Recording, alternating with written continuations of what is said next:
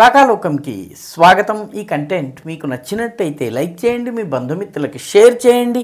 ఇప్పటివరకు సబ్స్క్రైబ్ చేసుకోకపోతే సబ్స్క్రైబ్ బటన్ని నొక్కండి, అదేవిధంగా బెల్ ఐకాన్ని కూడా తప్పనిసరిగా నొక్కండి. జై హింద్ మిత్రులారా. పాకిస్తాన్కి బాగా అలవాటైన ఆట భారతదేశంలోకి ఉగ్రవాదుల్ని జొప్పించటం. ఆ జొప్పించినటువంటి ఉగ్రవాదులు ఈ దేశంలో జహాదీ ఉన్మాదంతో విధ్వంసాలకు పాల్పడటం. ఇది కశ్మీర్లో ప్రతి సంవత్సరం పాకిస్తాన్ చేస్తూ ఉంటుంది. అక్టోబర్ నెల ముగిసే నాటికి పాకిస్తాన్లో హడావిడి పెరిగిపోతుంది. ఎందుకంటే నవంబర్ నెల నుంచి సరిహద్దు ప్రాంతాల్లో ముఖ్యంగా ఈ ముజఫరాబాద్, పాక్ ఆక్రమిత జమ్మూ కాశ్మీర్లోని ముజఫరాబాద్కి తూర్పున ఉన్నటువంటి మన దేశ లైన్ ఆఫ్ కంట్రోల్లో మన దేశం వైపు ఉన్నటువంటి కొండ ప్రాంతాలు ఏవైతే ఉన్నాయో వాటి మీద మంచు కప్పుకుంటుంది. కాబట్టి ఉగ్రవాదులు లోపలికి వస్తే బయటకు వెళ్ళలేరు, పాకిస్తాన్లో ఉంటే మన దేశంలోకి రాలేరు. ఉగ్రవాదులు చొరబడడాన్ని గనక మనం ఆపగలిగినట్టయితే నవంబర్, డిసెంబర్, జనవరి, ఫిబ్రవరి ఈ 4 నెలలు ఉగ్రవాద కార్యకలాపాల్లో కంట్రోల్ ఉంటుంది. మనము పూర్తిగా అదుపు సాధిస్తాము. ఉన్న కొద్దిమంది ఉగ్రవాదుల్ని ఏరివేసినట్టయితే ఈ 4 నెలలు ముఖ్యంగా వింటర్ పీరియడ్ శాంతియుతంగా గడిచిపోతుంది. అందుకే పాకిస్తాన్ వీలైనంత మంది ఉగ్రవాదుల్ని అక్టోబర్ ఎండ్ లోపల మన దేశంలోకి పంపించాలి, విధ్వంసాన్ని సృష్టించాలని చెప్పి ప్రయత్నిస్తుంది. అందులో భాగంగానే యాక్టివిటీని చాలా వేగవంతం చేసింది. ముఖ్యంగా పాక్ ఆక్రమిత జమ్మూ కాశ్మీర్లోని ముజఫరాబాద్, దాని రాజధాని ప్రాంతము, దాని సరిహద్దు ప్రాంతంలో సరిగ్గా లైన్ ఆఫ్ కంట్రోల్ మీద ఒక చిన్న లోయ ఉంది. ముజఫరాబాద్ నుంచి ఒక 80 కిలోమీటర్ల దూరంలో ఉన్నటువంటి లోయ పేరు లీపా వ్యాలీ.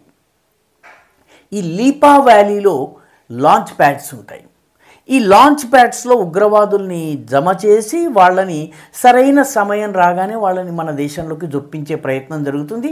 అలా 20 మంది ఉగ్రవాదులు లీపా వ్యాలీలో ఉన్నటువంటి లాంచ్ ప్యాడ్లో వెయిట్ చేస్తున్నారు భారతదేశంలోకి ఈ నెలాఖరు లోపల ప్రవేశించేందుకు. నవంబర్ మొదటి 2-3 రోజుల లోపల వచ్చేయాలి. ఆ తర్వాత కొండ ప్రాంతాలన్నిటా మంచు కప్పుకుపోతుంది, రాకపోకలు సాధ్యం కాదు.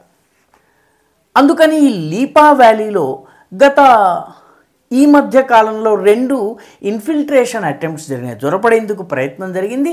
ఈ 2 సందర్భాల్లోనూ ఉగ్రవాదుల్ని మన భద్రతా దళాలు మట్టుపెట్టాయి. 5 ఉగ్రవాదులు చనిపోయారు. దాంతో ఈ వెయిట్ చేస్తున్నటువంటి మిగతా 20 మంది ఉగ్రవాదులు ఎవరైతే ఉన్నారో వాళ్ళని పంపేందుకు పాకిస్తాన్ ప్రయత్నాలు ముమ్మరం చేసింది. అందులో భాగంగానే సరిహద్దుకు అటువైపు నుంచి మన మీద కాల్పులు చేయటం మొదలుపెట్టింది. ఈ కాల్పులకు భారత్ ధీటైనటువంటి జవాబిచ్చింది. అంటే ఇదివరకు ఏదో వాళ్ళు ఒక బాంబు అటు నుంచి ఒక శతగ్ని పేలిస్తే ఇటువైపు నుంచి మనం ఒక ఫిరంగి గుండు పేల్చేవాళ్ళము, ఏదో లెక్క తెలియదు. కానీ ఇప్పుడు వాడు 1 కొడితే మనము 10 కొట్టేటటువంటి విధానాన్ని భారతదేశం పాటిస్తోంది. కాబట్టి ఏకంగా 2 పాకిస్తాన్ చెక్ పోస్ట్లని పూర్తిగా ధ్వంసం చేయడం జరిగింది. 7 బ్యాట్ టీమ్ సభ్యులు, బ్యాట్ అంటే బార్డర్ యాక్షన్ టీమ్స్, వీళ్ళందరూ కూడా సైన్యంలో పనిచేసి రిటైర్ అయిన వాళ్ళకి అక్కడ నివాసాలు కల్పించి వీళ్ళు బార్డర్ యాక్షన్, సరిహద్దు ప్రాంతంలో లైన్ ఆఫ్ కంట్రోల్ మీద ఉగ్రవాదుల్ని జొప్పించే పని చేస్తారు. ఈ బ్యాట్ టీంకి చెందినటువంటి 7 చనిపోయారు, మరొక 7 గాయపడ్డారు. వీళ్ళు కాకుండా 2 ఉగ్రవాదులు కూడా ఖతమయ్యారు. మన దేశం జరిపినటువంటి, మన జవాన్లు జరిపినటువంటి కాల్పుల్లో భారీ విధ్వంసం జరిగింది. లీపా వ్యాలీ దద్దరిల్లిపోయింది. ఆ తరువాత ఆ చుట్టుపక్కల గ్రామాలకు చెందిన పాకిస్తాన్ నుంచి వస్తున్నటువంటి పాకిస్తాన్ యూట్యూబర్స్ సోషల్ మీడియాలో పెడుతున్నటువంటి సమాచారం మేరకు గాయపడ్డ వాళ్లను తీసుకువెళ్ళడం కోసము ప్రత్యేకంగా స్ట్రెచ్చర్లు ఉన్నటువంటి హెలికాప్టర్లతో సహా రావడం జరిగింది. వాళ్ళు తీసుకువెళ్ళటం జరిగిందని ప్రత్యక్ష సాక్షులు చెప్తున్నారంటే భారీ నష్టం జరిగింది. నిజానికి లీపా వ్యాలీ అనేది లైన్ ఆఫ్ కంట్రోల్ మీద ఉన్నటువంటి ప్రాంతము. ఇక్కడ చాలా అందమైనటువంటి లోయ. అటువైపు పాకిస్తాన్లో ఈ లోయ దాటి కొండ ప్రాంతాలు ఉన్నాయి, ఇటు మన వైపు కూడా కొండ ప్రాంతాలు ఉన్నాయి. ఈ మధ్యలో లోయ ఉంటుంది. దాదాపు 10,000 అడుగుల ఎత్తైనటువంటి కొండలు రెండు వైపులా ఉంటాయి. ఈ లీపా వ్యాలీలో వాస్తవానికి 1988 వరకు ఇరు దేశాల మధ్య, అంటే జమ్మూ కాశ్మీర్లో జిహాదీ ఉన్మాదం ప్రబలడానికి ముందు వరకు ఈ లీపా వ్యాలీలో మోజో అనేటటువంటి ఒక గ్రామం ఉంది. ఆ గ్రామంలో ట్రెడా షరీఫ్ అనేటటువంటి ఒక మందిరం, ఒక ఆరాధనా స్థలం ఉంది.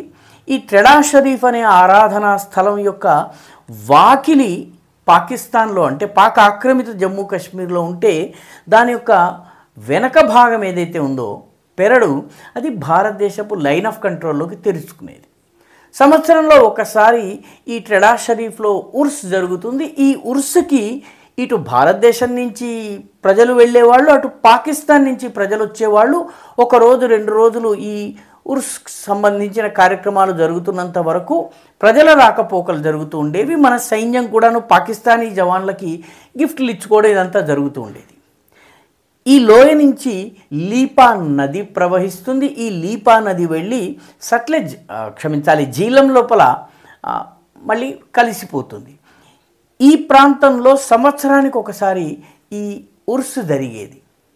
1988-89లో జిహాదీ ఉన్మాదం పెరిగిన తరువాత భారత ప్రభుత్వం ఈ ఉర్స్ని మన దేశం నుంచి వెళ్ళడాన్ని పూర్తిగా నిషేధించింది. పాకిస్తానీలు ఇటువైపు రావడాన్ని కూడా పూర్తిగా నిషేధించింది. అయినప్పటికీ ప్రతిసారి భారతదేశంతో ఘర్షణ రాగానే లీపా వ్యాలీ ఏదైతే ఉందో ఇక్కడి నుంచి మన వైపు ఉన్నటువంటి టూట్మారీ గలీ అనే ప్రాంతం ఉంటుంది భారత్ అధీనంలో లైన్ ఆఫ్ కంట్రోల్ మీద. ఈ టూట్మారీ గలీ మీద దాడులు చేస్తూ ఉంటారు.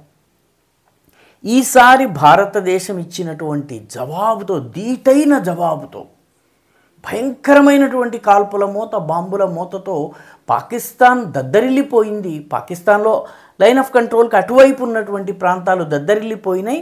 ఈ మొత్తము లోయ, దీని వెడల్పు అంతా కలిపితే 12 కిలోమీటర్లు ఉంటుంది. ఈ 12 కిలోమీటర్ల వెడల్పు ఉన్నటువంటి లోయ మొత్తం దద్దరిల్లిపోయింది. పాకిస్తానీ సైన్యం, ముఖ్యంగా ఉగ్రవాదుల్ని మన దేశంలోకి జొప్పించాలని పనిచేసేవాళ్ళు బాగా కలవరపాటుకు గురయ్యారు. వాళ్ళకి ఇప్పుడు అర్థమవుతున్నది ఏంటంటే, పెహల్గాం తరువాత వాడు తమలపాకుతో కొడితే తలుపు చెక్కతో కొట్టడం తప్పనిసరి అని, కుక్కకాటుకు చెప్పు దెబ్బలాగా వ్యవహరించాలని భారత్ నిర్ణయించినటువంటి విషయము పాకిస్తాన్కి ఇప్పుడు అర్థమవుతోంది. పెహల్గాం తరువాత ఇది మొట్టమొదటి పెద్ద ఉగ్రవాద చొరబాటు కార్యక్రమం. దీన్ని భారత్ పూర్తిగా భగ్నం చేసింది. ఈ వీడియో మీకు నచ్చినట్టయితే లైక్ చేయండి, షేర్ చేయండి, ఈ ఛానల్కు సబ్స్క్రైబ్ చేయండి. మీ అభిప్రాయాన్ని కమెంట్ల రూపంలో తప్పనిసరిగా పంపించండి.